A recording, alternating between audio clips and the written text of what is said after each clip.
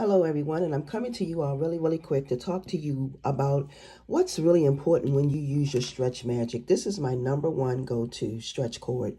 Okay, so whenever you make a decision to make any type of stretch bracelets, please make sure you pre-stretch your cord, and I'm going to tell you why.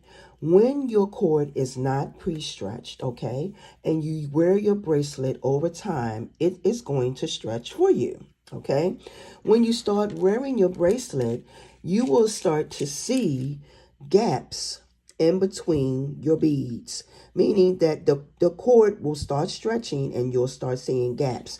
And after a while, that becomes unattractive. And then what you wind up doing is tossing your bracelet in the trash. But when you pre-stretch your cord,